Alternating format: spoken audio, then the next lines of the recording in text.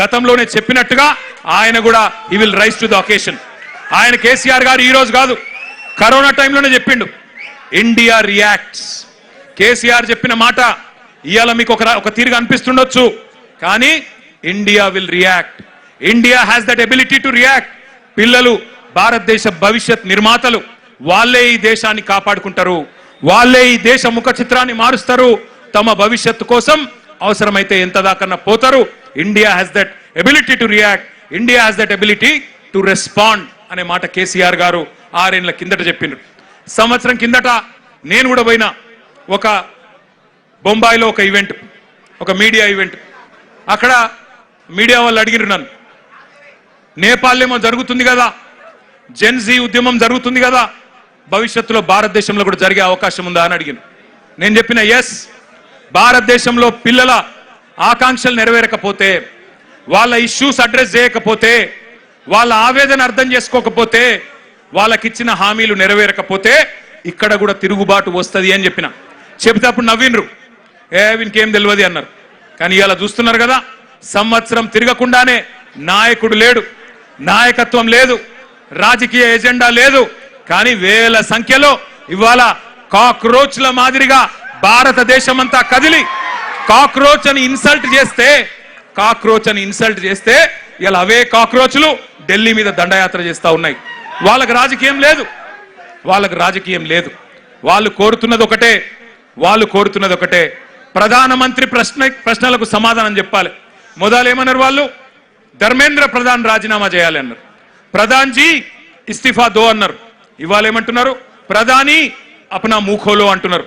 ప్రధానమంత్రి నువ్వు నోరు తెరువు, నువ్వు మాట్లాడు, నువ్వు ఎందుకు చెప్పవని అడుగుతున్నారు. పిల్లలు సూటిగా అడుగుతున్నారు, ప్రధానమంత్రి గారు పరీక్ష పే చర్చా కర్నే వాలే ప్రధానమంత్రి జీ పరీక్ష లీక్ పే క్యూ నహీ చర్చా కర్తే హో, పరీక్ష లీక్ మీద ఎందుకు మాట్లాడవు, పరీక్ష మీద చర్చ అంటావు, పరీక్ష పే చర్చ అంటావు, పరీక్ష లీక్ల మీద ఎందుకు మాట్లాడవు అని ప్రశ్నిస్తా ఉన్నారు. అట్లాగే ఈ పిల్లలు అడుగుతున్నారు, ప్రధానమంత్రి గారు విశ్వగురువు, నువ్వు విశ్వగురువు కదా, మరి ఎందుకు నోరు విప్పుతలేవు, ఎందుకు మాట్లాడతలేవు అని అడుగుతున్నారు. పిల్లలు అడుగుతుంటే గర్జిస్తుంటే గర్వంగా అనిపిస్తున్నది. ఏమంటున్నారు, మీరు యుద్ధమే ఆపినా అన్నారు కదా, రష్యా యుక్రెయిన్ యుద్ధమే ఆపినోనివి, పిల్లల కన్నీళ్ళు ఆపలేవా, పిల్లల మీద జరుగుతున్న దాడులు ఆపలేవా ఢిల్లీలో అని అడుగుతున్నారు. సమాధానం చెప్పే సత్తా ఉందా కేంద్ర ప్రభుత్వానికి? సమాధానం చెప్పే ధైర్యం ఉందా ఈ నాయకత్వానికి నేను అడుగుతా ఉన్నా. ఇవాళ నోటికొచ్చినట్టు మాట్లాడడం కాదు, పిల్లల మీద బ్రాండేసి బదనాం చేయడం కాదు. ఒకడు అర్బన్ నక్సలైట్ అంటాడు, ఒకడు దేశద్రోహి అంటాడు, ఒకడు ఇంకేదో అంటాడు. మాట్లాడితే గొంతు విప్పితే, మీకు వ్యతిరేకంగా గలం విప్పితే ఇవాళ ఇష్టం వచ్చినట్టు గొంతు నొక్కే ప్రయత్నం చేస్తా ఉన్నారు.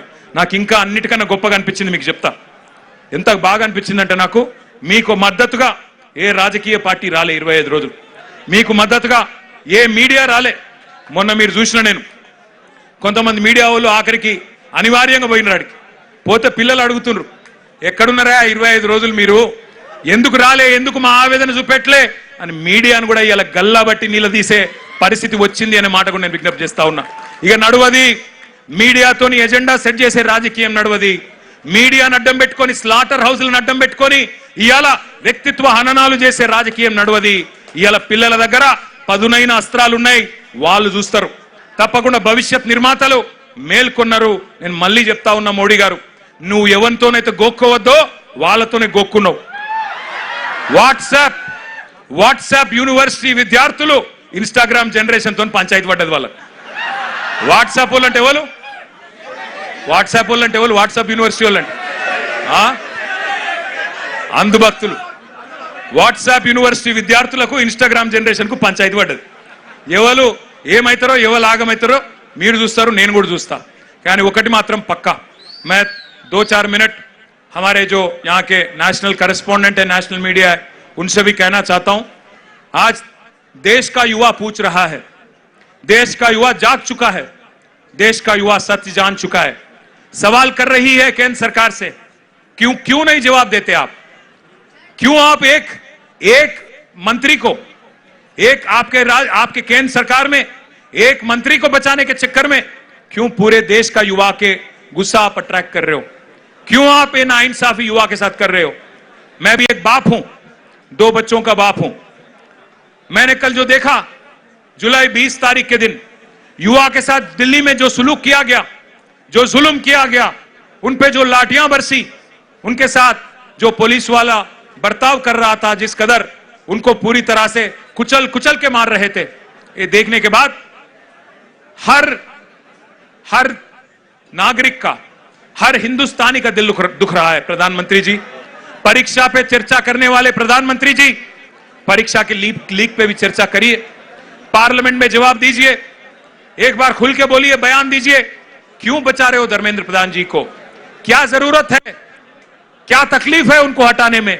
युवा आपसे सवाल मांग रही है, इस्तीफा दे दो और बाद में एजुकेशन में जो रिफॉर्म वो चाहते हैं, आमने सामने बैठ के आप तय करो, पार्लियामेंट के जरिए डिस्कस करो, पूरे देश के सामने ड्राफ्ट रखो, उसके बाद तय किया जाएगा कि कौन क्या क्या है।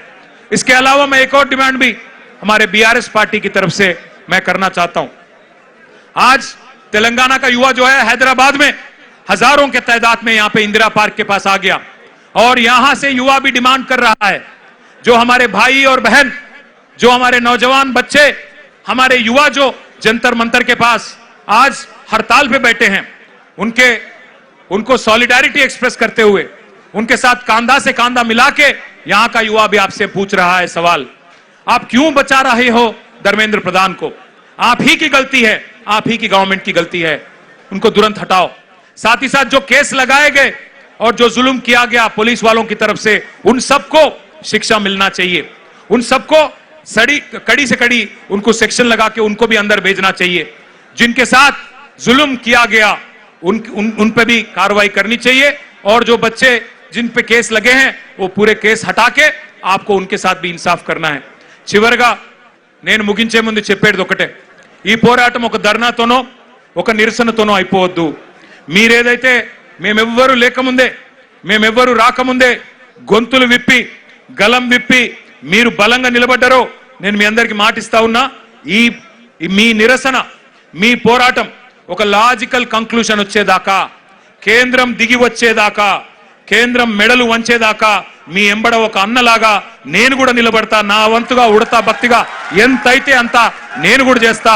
మా పార్టీ నాయకత్వం మొత్తం కేసీఆర్ గారితో సహా మా పార్టీ నాయకత్వం మొత్తం, గౌరవ ఎమ్మెల్యేలు, గౌరవ ఎంపీలు, గౌరవ ఎమ్మెల్సీలు, అదే విధంగా గౌరవ సీనియర్ నాయకులందరం కూడా ఇక్కడికి వచ్చున్నాం।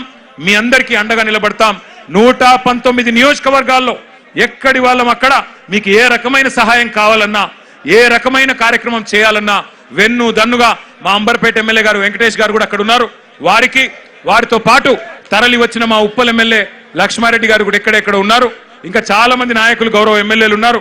అందరం కూడా ఎక్కడి వాళ్ళం అక్కడ మీకు అండగా నిలబడతాం। ఈ పోరాటం ఫలించేదాకా మీతో కలిసి నడుస్తామని చెప్పి మీకు మళ్ళొక్కసారి విన్నవించుకుంటూ, జై తెలంగాణ।